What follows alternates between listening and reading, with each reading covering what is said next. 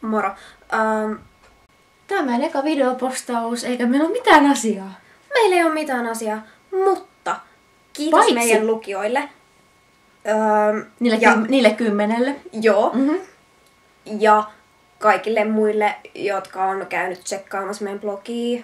Okay, Meillä on ihan uusi videokamera, toivottavasti me ei rikota sitä. Ei rikota, koska olet ihana videokamera.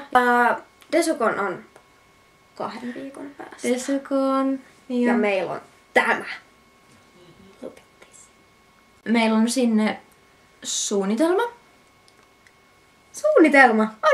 On suunnitelma. Meillä on sinne Se on, suunnitelma. ja me molemmat tiedetään siitä. Te tiedätte siitä. Me näytetään tältä siellä. Joo. Elikkä on sellainen ilmiö maailmalla kuin cosplay.